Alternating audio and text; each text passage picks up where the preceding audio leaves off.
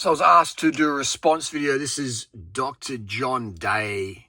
He's a cardiologist, all right, and he's a cardiologist specializing in heart rhythm in Salt Lake City, SLC in Utah there. And he's a fan of the Chinese diets, and he would go to a place up in the border there of China and Vietnam, and he would basically just see what people are eating.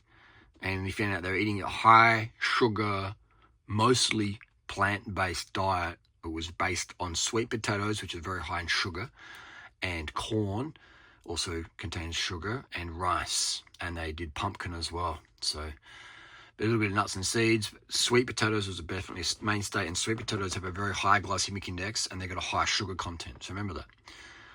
Vegetables to fruits. So some good things this guy's writing, but and there's no dairy. They don't have dairy because it's not part of their culture and their lactose intolerance. There's no dairy, a bit of legumes, but no oils.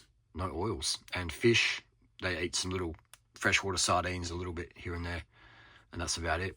Other meat would be in Christmas, or not Christmas, so marriages or birthdays or some sort of celebration. Chinese New Year, a little bit of meat, but not that much in general, no cheese, etc.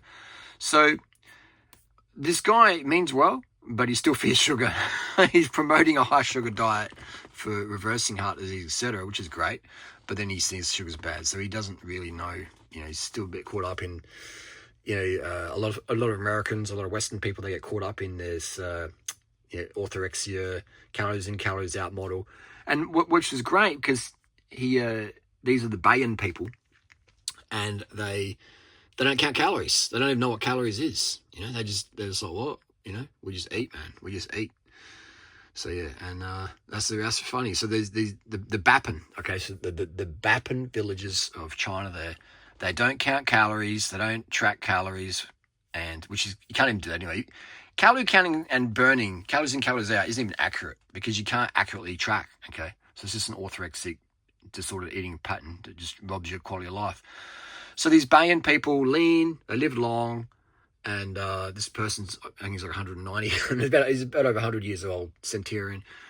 So they live a very, very high sugar, very, very low fat, low protein, mostly plant-based diet. A lot of them are vegan because of Buddhism and Confucius. Confucius is, part of that vegan sort of life back in the day.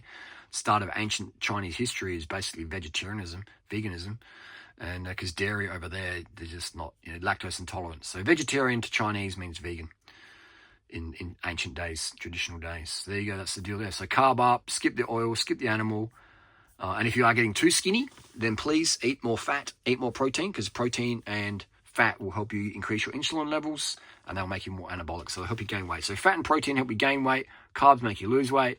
And these are the facts of the Bapan people in China there. Very, very slim, and they live a long age. There you go. Diet high in sugar.